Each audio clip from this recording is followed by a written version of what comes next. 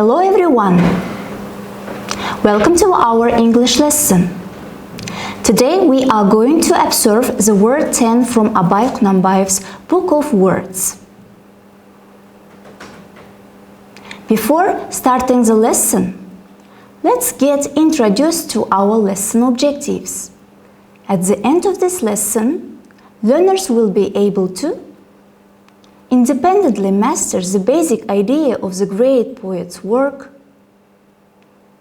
develop students' activity, vocabulary, determining the intrinsic value of the poet's utterance through group work, and cultivate the ability to appreciate each other and to work in respect for each other.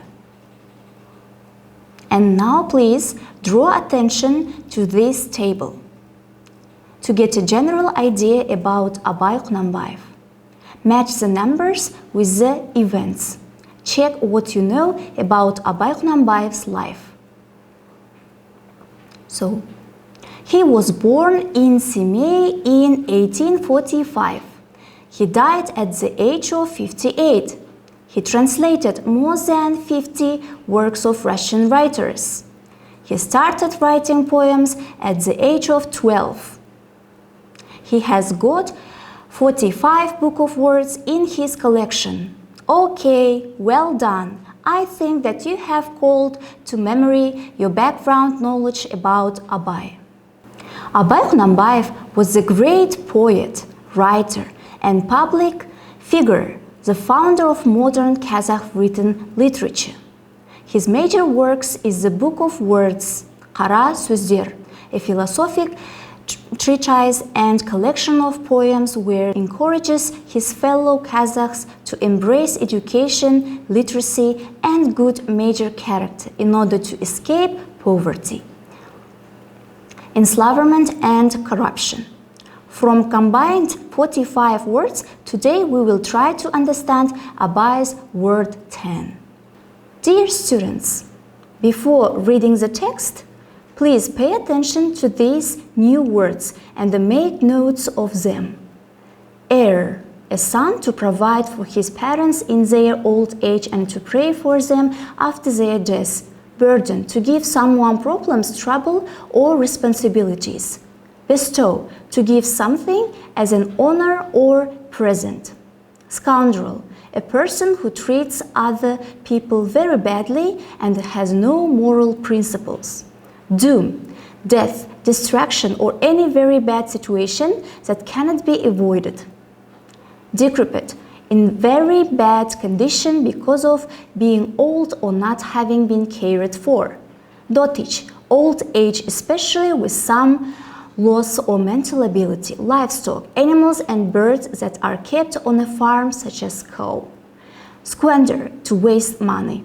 Revile, to criticize someone strongly. Condone, to accept or allow behavior that is wrong. Obstinate lad, unreasonably determined young boy. Underhand, done secretly and sometimes dishonestly. Persevere, to continue making an effort to do or achieve something.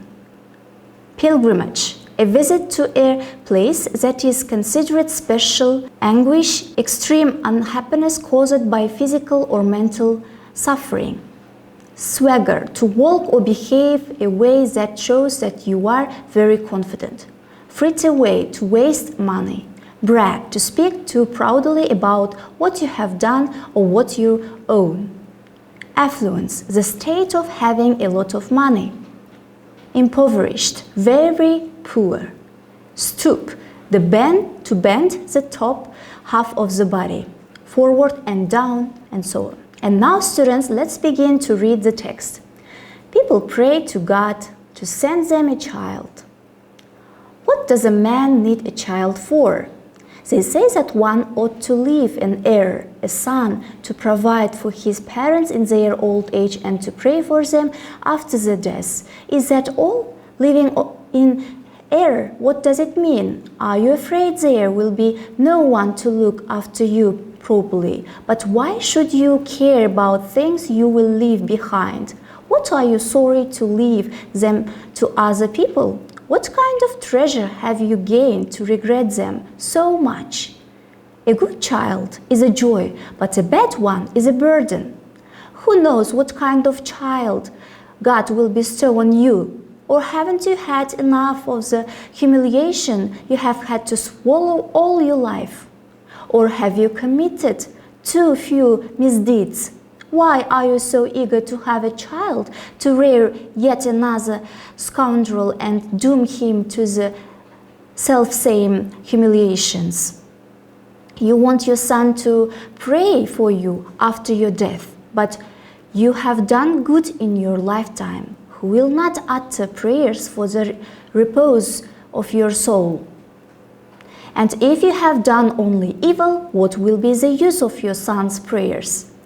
Will he perform good deeds in your stead? Those you have failed to accomplish. If you beg for a child who will experience the joys of the next world, it means that you wish him an early death, but you want him to secure for yourself the joys of this world. Then can a Kazakh beget a son who, on growing manhood, will show care and concern for his parents and protect them from suffering? Can such a people and a father like you raise a worthy son of this kind? You want him to feed and clothe you in your decrepit old age.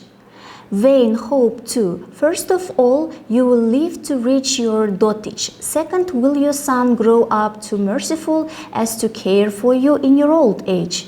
If you happen to own livestock, there will always be someone ready to look after you. If you have none, who knows who will provide for you, and how, and who knows whether your son will increase your wealth or squander what you have gained by your labor. Well, supposing God has heard your prayers and given you a son, will you manage to educate him well? No, you will not. Your own sins will become compounded by those of your son. From the very outset of his life, you will be telling him lies, promising him now this, now that. And you will be glad when you manage to deceive him. Then whom can you blame when your son grows up a liar? You will teach him bad language, and to revile other people, you will condone his misdeeds. Now, I don't touch this obstinate lad and encourage his cheekness. For this schooling you choose a mullah whom you pay little just for teach him to read and write. You teaching him to be cunning and underhand. You make him suspicious of his peers and graft on bad inclinations. Is that your upbringing, and you expect kindness from a son like that? In the same way, people pray to God for wealth. What does man need wealth for? You have prayed to God. Yes, you have, and God has given. You won't take. He has endowed you with strength to work and prosper. But do you use this for honest labor? No. God granted you the power to learn, a mind capable of assimilating knowledge, but who knows what you use it for? Who will fail to prosper if he works hard, perseveres without tiring, and makes good use of his mind? But you don't need that. You pray to get rich by intimidating, cheating, and begging from other people. What kind of prayer is that? It is simply plunder and beggary on the part of a person who has lost his conscience and honor.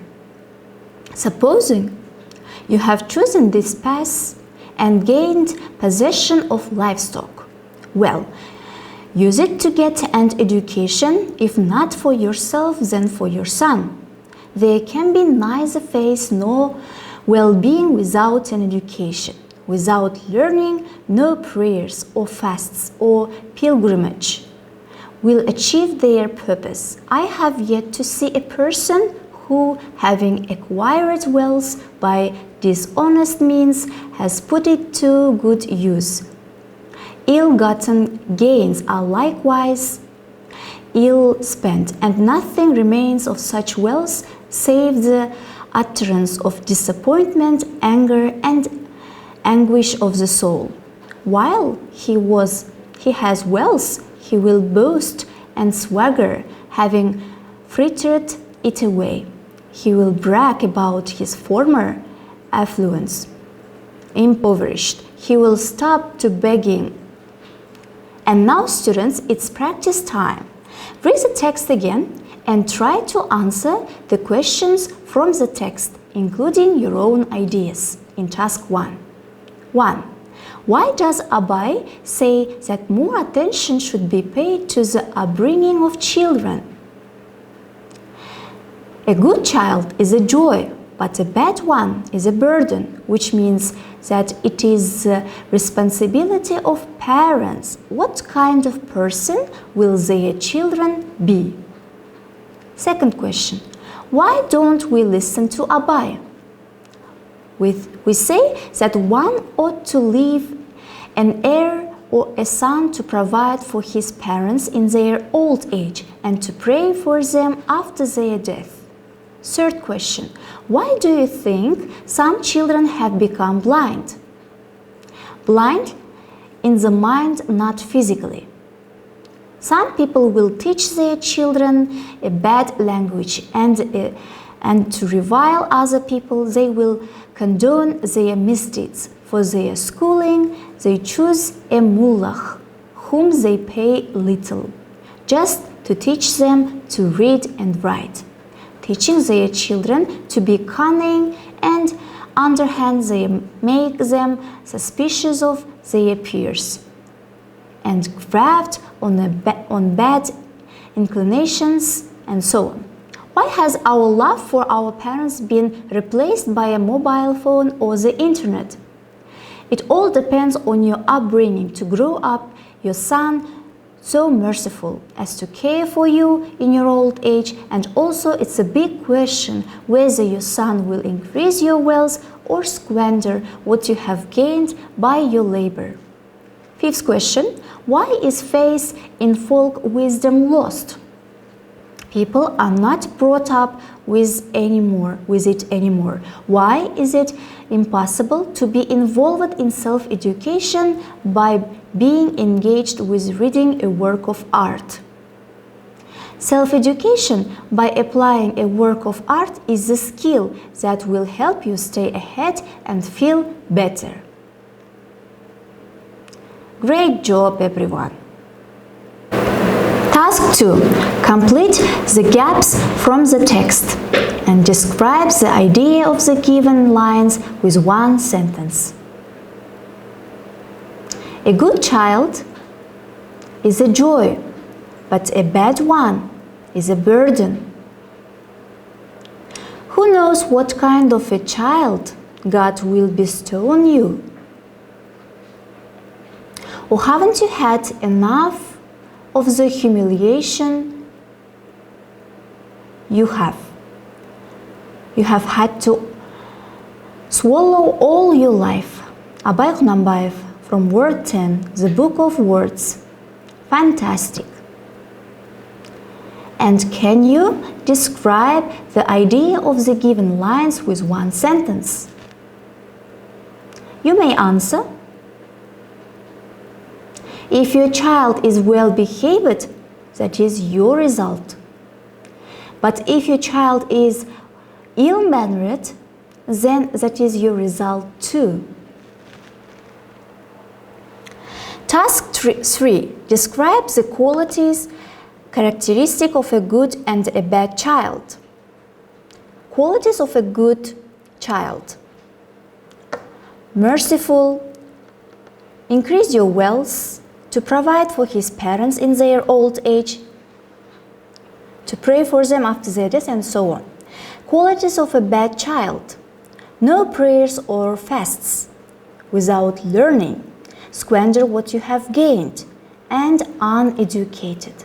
Students at home to write an essay on the topic parenting is everyone's business. Write between 100 and 180 words. And now I want you to get some feedback on the lesson through. Sandwich method. Please express your attitude to the lesson and give self-assessment. How can you use today's learning in different subjects? How do you feel about your work today? What have you learned today? What were the weaknesses of your work? How much progress have you made in this lesson? Now I still need to work on. I've improved in. Today I learned. What did you like about today's lesson?